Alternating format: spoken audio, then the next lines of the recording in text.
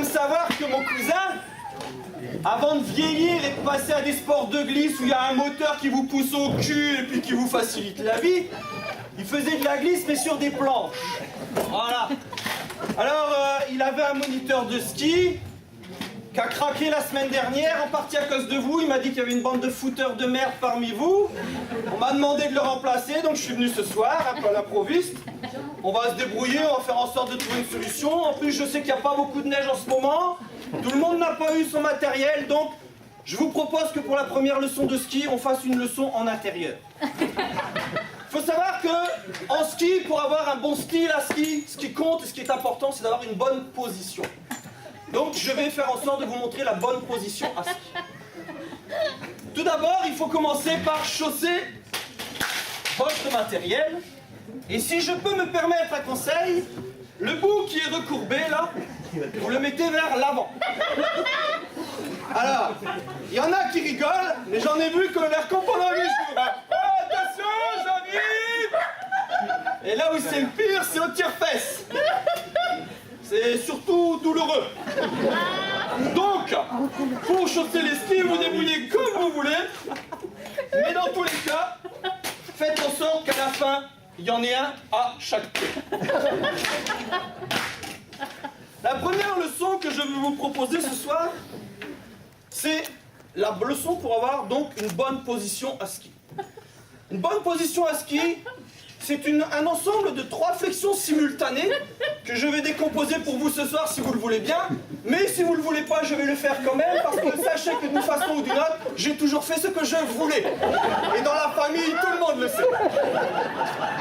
Donc, la première flexion s'effectue au niveau du pétard. Pardon, le pétard, il est là. Démonstration.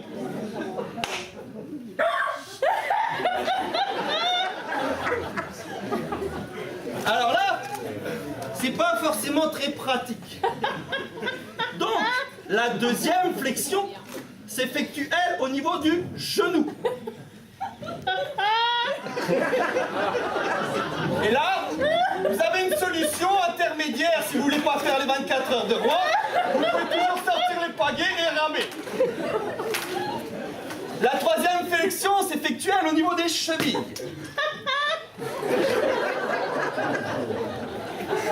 Une fois que vous avez fait ces 3 flexions, vous prenez la position, vous réglez quelques détails et c'est parti.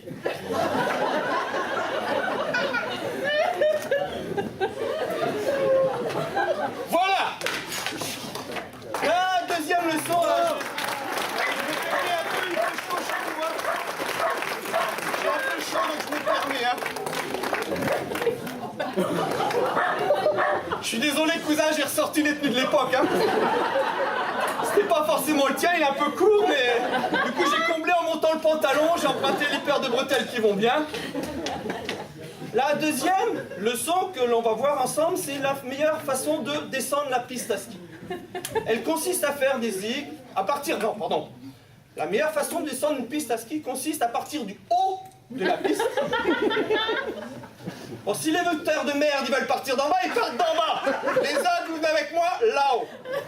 Donc ça consiste à partir du haut de la piste et à descendre en faisant ce qu'on appelle communément des zigs et zags, et zigs et zags, et zigs et zags. Alors vous verrez qu'en général, le zig, le zag, ça va. C'est la partie entre les deux qui pose un peu de soucis. Alors le zig, ça va. Le zag, pas de problème, mais c'est le petit machin qui est là, au milieu qui pose soucis. J'en ai vu un la semaine dernière, arrivé en haut de la piste. Il descendait, il faisait le zig, il arrivait en bout de zig, il posait le cul dans la neige, il tournait les skis, il se relevait et il attaquait le zag. Ah, c'est long, c'est long. Puis bon, c'est froid et humide. Donc, pour éviter ce genre d'inconvénients, je vais vous expliquer et vous apprendre la conversion, plus connue sous le nom de demi-tour, puisqu'elle permet de faire un... demi-tour. Ah, je suis rassuré, il y en a quelques-uns qui suivent. Donc, conversion. Tout le monde a eu le temps de lire le petit message sur le ski. Ça fait partie du contrat. On m'a demandé de personnaliser un petit peu. Donc, je tourne un peu pour ceux qui sont là-bas dans le coin. Là. Ouais, j'ai sorti les caractères maximum de l'ordinateur. Je n'ai pas grand-chose en informatique. Donc, Le ski amont va sauvagement se jeter au-dessus du ski aval.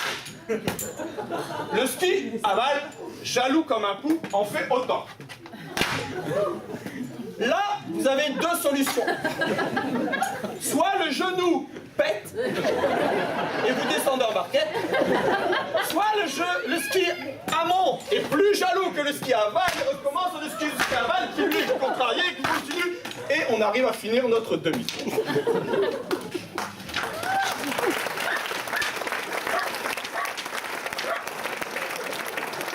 La troisième chose que nous allons voir ensemble, parce que je vois bien que certains d'entre vous commencent à avoir vraiment faim, c'est la meilleure façon d'éviter les accidents au tire-fesses. C'est bien, mais c'est dangereux ce bazar. Hein. Moi, l'année dernière, j'ai un copain qui a pris le tire-fesses le matin de bonne heure, il s'appelait Claudius. C'était un mec comme ça. Arrivé en haut du tire-fesses, on l'appelait Claudia. Ah, remarquez, hein, c'est une nana comme ça. Bon allez, je vous explique en deux mots les circonstances de l'accident. Il arrive le matin, la gueule enfarinée, il avait fait la fête avec mon cousin la veille le soir. Il prend la perche comme ça, il la met entre les jambes, et clac, paf, c'est parti, sec. Et très sec. Mais c'est parti tellement sec que c'est parti sans lui au complet. Mais le pire, c'est qu'avec le froid, il ne s'est rendu compte de rien. Alors il a pris la perche suivante, il l'a mis entre les jambes et blanc, c'est parti. Mais dans un tire-fesses, il se passe toujours la même chose. La perche qui arrive en bout de course fait demi-tour et redescend. Donc, la perche qui vous précède, vous la croisez.